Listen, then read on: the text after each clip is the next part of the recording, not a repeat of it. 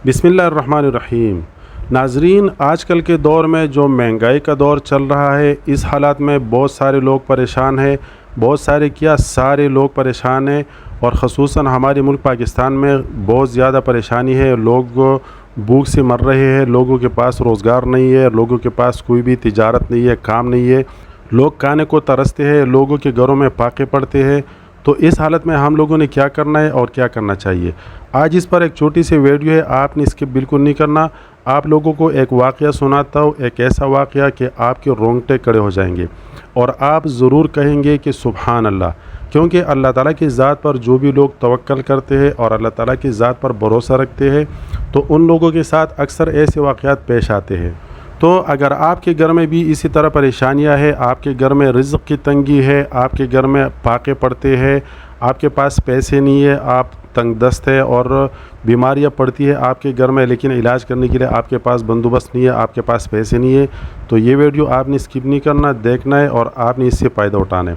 हुआ कुछ यूँ था कि एक तबलीगी जमात आई थी और गश्त पर निकल रहे थे, तो हम लोग भी साथ हो के चले गए। तो हम लोग जाके मस्जिद में बैठ गए और जब मस्जिद में बैठ गए तो तबलीगी जमात लोगों का एक तरीक़ा होता है कि एक जो पढ़ा लिखा बंदा होता है, जो मतलब उसके पास काफ़ी इल्म और नॉलेज होता है, वो बंदा खड़ा हुआ और उसने बयान शुरू की।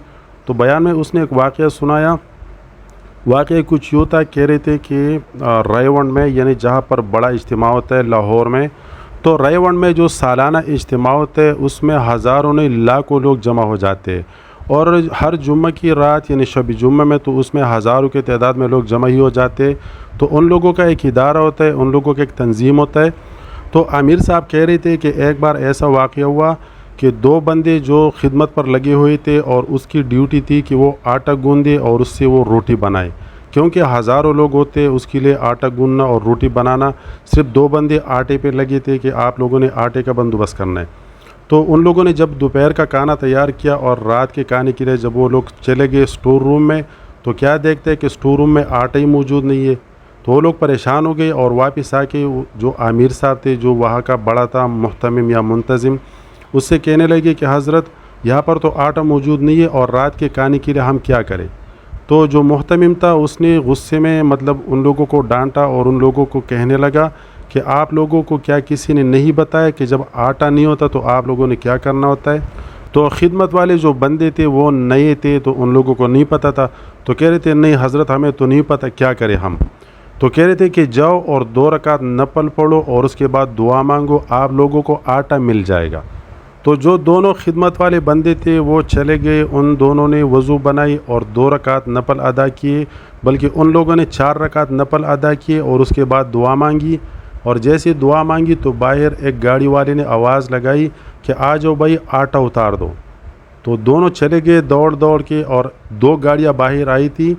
उन लोगों ने एक गाड़ी से जब आटा उतारना शुरू किया, एक गाड़ी जब ख़त्म हो गई तो जहाँ पर आटा रख रहे थे वो जगह भर गई, तो दूसरी गाड़ी के आटा रखने की जगह मौजूद नहीं थी। तो फिर से दोनों परेशान हो गए और दोनों फिर से चले गए मुंतज़िम के पास और कहने लगे कि हज़रत, अब गाड़ियाँ 2 है और हमारे पास जगह नहीं है। तो मुंतज़िम ने उन लोगों से पूछा कि आप लोगों ने 2 रकात नफल पढ़ी थी या 4? तो कह रहे थे हम लोगों ने तो 4 रकात नफल पढ़ी थी। तो फिर से मुंतज़िम ने उन लोगों को गुस्सा होकर कहा कि आप लोगों को किसी ने तरीक़ा नहीं बताया कि आप लोगों ने सिर्फ 2 रकात नफल पढ़नी है और दुआ मांगनी है, कि हमें जब भी ज़रूरत होती है तो हम 2 रकात नमाज अदा करके 2 रकात नफल पढ़ के उसके बाद दुआ मांगते हैं। तो एक गाड़ी अल्लाह ताला की तरफ से कोई एक अल्लाह का नेक बंदा बेच देता है और हम उसको उतार देते हैं। जब ये ख़त्म हो जाए तो फिर से हम लोग दोबारा 2 रकात नफल अदा करके फिर से हम लोग दुआ मांगते हैं और फिर से एक गाड़ी आ जाती है और ये सिलसिला चलता रहता है। तो नाजरीन, कहने का मतलब ये है कि अगर आप अल्लाह ताला की ज़ात पर यकीनी तौर पर भरोसा करके यकीन रखेंगे और आप यकीन रख के अल्लाह ताला के सामने गिड़गिड़ाएंगे, 2 रकात नफल अदा करके अल्लाह ताला से दुआ मांगेंगे।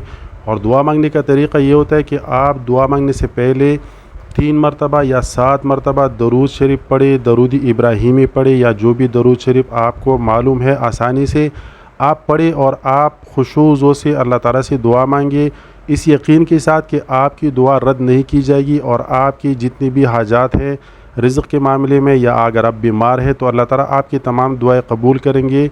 और जब दुआ ख़त्म करे आखिर में भी आपने दरूद शरीफ पढ़नी है اور دعا آپ نے ختم کرنی ہے۔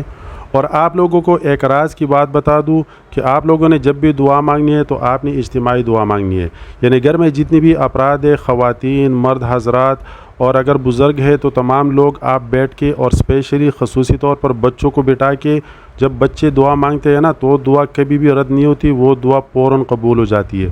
اور بچوں کا دھیان اس بات پہ آپ لگائیں کہ بچوں دعا مانگنی ہے، اور آپ لوگوں نے رزق کے لیے اور ہمارے گھر کی جتنی بھی مشکلات ہیں اس سے نجات پانے کے لیے ہم نے دعا مانگنی ہے۔